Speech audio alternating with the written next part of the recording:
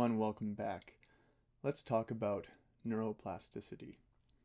Neuroplasticity is this concept in neurobiology that essentially means that our brains can rewire itself. So when we are children or younger, even in adolescence and things, our brains tend to be a little bit more what they call plastic. Not literally made out of plastic, but moldable, formable, in that we are making many new connections in the brain. Now this is really good for learning. And then usually when we grow older, we say that our brain stops being plastic. It's more rigid. It's set in its ways a little bit more. However, neuroplasticity is possible to achieve in adulthood. And this has now been proven. And one of the things that greatly facilitates neuroplasticity is meditation, mindfulness, self-awareness practices, and meditation. And so as we are stepping out of our habitual self and moving more into a conscious self, so doing things from conscious effort, self-awareness, cultivating those things, engaging with difficult new skills, we are putting our brain into a state of neuroplasticity. So this means that things can be learned, skills can be developed further into adulthood than we once had thought. It also means that the brain can repurpose parts of itself when it is damaged. Now, this only goes so far, obviously, but it is extremely exciting, to say the least. So when we are engaging with mindful practices, when we are practicing music, we are putting ourselves into a state of neuroplasticity. And this is really good for learning. And in a meditative state or a mindful state, we can start to probably play with that in using some of our positive self-talk, things that we've been talking about, and kind of inserting that into our brain when it's in this state of plasticity, which means that it'll be remembering those things a little bit more, and it'll help us build those habits. We want to avoid always working within our comfort zone. When we are, say, playing music, and we are playing mainly things that we already know, we're operating on well-trodden pathways in our brain. And this means that our brain is being quite rigid. But if we are learning new things, if we're expanding outside of our comfort zone, this is where neuroplasticity lies, when we are engaging with new things. Imagine you're driving a car, and you're driving the route to work, let's say.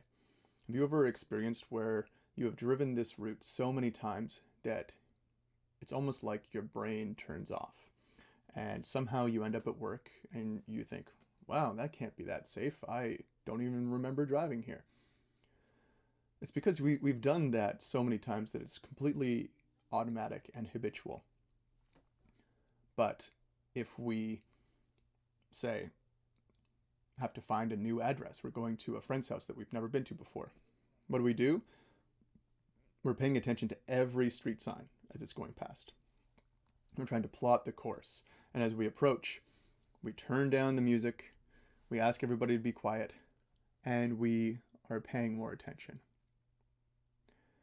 And the first few times that we have to drive to this place, it's probably going to be like that. We have to be very aware, right? We're out of our comfort zone. We're driving on streets that we've never been down before.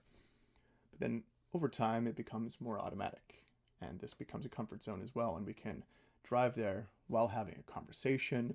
We can be listening to music and all that. And we don't necessarily have to be paying full attention. Now, I want to add that it is not great to be on autopilot when we're driving. We want to be aware when we're in that state. However, this is an experience that many people have when we are driving cars. So if we are engaging with things that are outside of our comfort zone, then we are able to learn and absorb things quite a lot more. This is a theory I have on, when people go on travel trips. Oftentimes people will say, I met so many people, we made quick, fast friends, we did so many things, and they could be gone for a week to just like 3 weeks, and then they come back, and it's like they've been gone for a year for them. They meet up with their friends and they say, oh, it's so good to see you. It feels like it's been ages since I've seen you. I had all these amazing experiences. I did this and this and this, and I learned so many things. I picked up on this element of the language and how to cook this specific thing.